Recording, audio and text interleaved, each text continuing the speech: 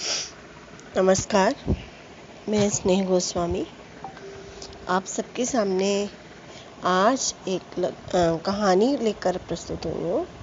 कहानी का नाम है गुलाबी बूटियों वाला सूट। लेकिन इस कहानी को सुनने से पहले अगर आप में से किसी ने मेरा चैनल सब्सक्राइब नहीं किया है तो पहले चैनल सब्सक्राइब कर लें। पेश है कहानी गुलाबी बूटियों वाला सूट। ये एक प्रेम कथा है। उम्मीद है आपको अवश्य पसंद आएगी। सूरज अपनी सिंदूरी आभा लिए आसमान के माथे पर आ गया है। दिन धीरे धीरे निकल रहा है। अंधेरा रहते रहते रुपिंदर उठी थी। तब से अब तक काम धंधे में ही लगी है। उसने आसमान की ओर देखा। तारे उजास के आंचल में जाकर छिप गए थे। रुपिंदर ने हाथ जल्दी जल्दी चलाने शुरू किए। छाबे में रोटियां रखी जा रही थी। लगा काफ़ी हो गई हैं। उसने छाबा उठाकर अंदाज़ा लगाया, बहुत है। चूल्हे से लकड़ियां बाहर खींचकर उसने अंगारों पर पतीली रखी। फिर उसमें चाय की पत्ती, दूध, चीनी सब इकट्ठा डालकर ढक्कन दिया। भड़ोले में से मोठ बाजरे की खिचड़ी निकालकर हांडे में डाल हारे में चढ़ा दी। छाबे में से 2 रोटियां निकालकर ऊपर लाल मिर्चों की चटनी रखकर एक पुराने पोने में लपेट ली। भोला ट्राली लेकर आता ही होना। आते ही जोर जोर से 2 बाजे मारेगा। जो भागकर ट्राली में चढ़ गई सो टल गई, नहीं तो ट्राली अगले बेड़े जाकर खड़ी हो जाएगी। उसने फट से बाल सीधे कर शाल लपेटा ही था कि भोले की हाँक सुनाई दी। आजा भाभी, जल्दी कर, देर हो रही है। उसने सास को चाय और खिचड़ी देख लेने के लिए कहा। पैर में जूती फंसाती हुई वो गली में आ गई और ट्राली में बैठ गई। सारी गली की बहुएं और बेटियां अपने अपने घरों से निकलकर दौड़ती हुई ट्राली में बैठती जा रही थी। कोई कोई बुजुर्ग बेबे भी थी। उसके ट्राली में बैठते ही भोले ने ट्रैक्टर स्टार्ट कर लिया। गांव की कच्ची पगडंडी जैसी गली को पार करके ट्रैक्टर खेतों की ओर चल पड़ा था। कच्ची पही के दोनों ओर कपास और निरमा खिला हुआ था। हरे और भूरे पत्तों के बीच से झांकती एकदम चिट्टी सफ़ेद नरम नरम रुई किसी घूंघट में लिपी हुई नई नवेली के ताजगी भरे मुखड़े जैसी दिखाई दे रही थी। 10 मिनट लगे होंगे कि वो सब जमींदार के खेतों में पहुंच गई। जमींदार खेत में ही खड़ा था। आजो भाई कुड़ियों, जल्दी से लग जाओ अपने काम धंधे पर। ये बड़ा क्यारा आज चुगा जाना चाहिए। ठीक है जी, ठीक है। जमींदार सबको काम पे लगा के अपनी जीप लेके चला गया है। हादसा और मखौल, हंसी मजाक के साथ कपास चुगने का काम शुरू हो गया है। सारी औरतें नरमे के पौधे से नरमा चुग रही हैं। जल्दी जल्दी रुई चुन के अपने पीछे बंधे कपड़े में डालती जा रही हैं। शाम को अपनी अपनी ढेरी तुलवाने के बाद उसी तोल के हिसाब से मजदूरी मिलनी है। रुपिंदर के हाथ भी तेजी से कपास चुन रहे हैं। छोटा जमींदार महेंद्र उसके पास से निकलता है। भाभी ये की, मैं भी जिंदा जागता और भाई नाजर भी। फिर ये विधवाओं वाला चिट्टा बाणा क्यों पहन रखा है? वह शर्म से सिकुड़ गई। लड़कियों में हंसी का दौरा पड़ गया है। तड़प कर उसने घूंघट में से आंख उठाकर देखा। एक चमकती आंख सीधे महेंद्र के चेहरे पर गई। वो मुस्कुरा रहा था, अपनी मासूम मुस्कुराती शरारती आंखों के साथ। ये तो बोलकर आगे बढ़ गया तो उसने एक निगाह अपने आप पर मारी। धोते धोते फीका पड़ गया था ये स्लेटी कैशमिलॉन का सस्ता सा सूट, जिस पर बने हुए छापे भी अब घिस गए थे। हाथ में नाजर का दिया हुआ लोहे का कड़ा था, जो वो मुक्तसर के माघी वाले मेले से पारसाल ही लेके आया था। दूसरा हाथ बिल्कुल खाली। इस बार तीज आए तो सुनहले मीने वाली गुलाबी चूड़ियाँ वो जरूर लेगी।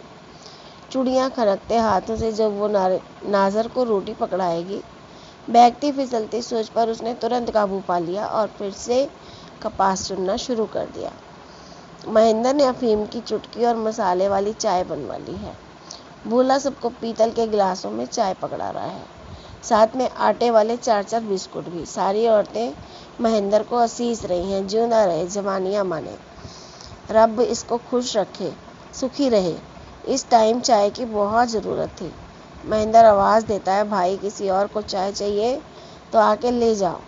रुपिंदर ने मिर्चों की चटनी के साथ अपनी इकलौती रोटी भी निकाल ली है। सुबह तो खाने का टाइम ही नहीं मिला था, अब मिला है तो रोटी खानी तो बनती है।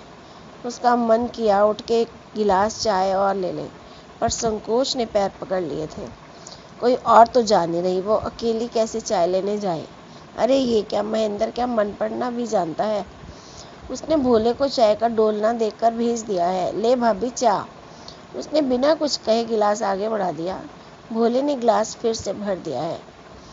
रुपिंदर का मन कर रहा है फिल्म वाली उस शहरन लड़की की तरह उठकर जाए और महेंद्र को बोले, थैंक यू जी।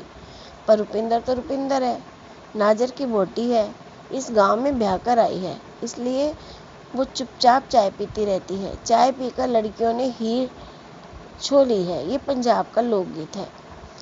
लड़कियों के ऊंचे और मीठे सुर कपास और सरसों के ऊपर से गेहूं की बालियों के साथ साथ हवा में तैरने लगते हैं। एक कली के बाद दूसरी, दूसरी के बाद तीसरी कली उठाई जा रही है। काम की रफ्तार बढ़ गई है। शाम तक कपास के ढेर लग गए हैं। तुलाई हो रही है। किसी को 100, किसी को 125 रुपए मिले हैं। रुपिंदर को मिले हैं 150 रुपए। मगन मन सब उसी ट्राली में बैठकर पैसे समेटती हुई अपने अपने घर लौट रही हैं। रुपिंदर भी घर लौट रही है। शाम का चूल्हा चौका निपटा कर वो दूध संभाल रही थी। नाजर अभी तक घर नहीं आया।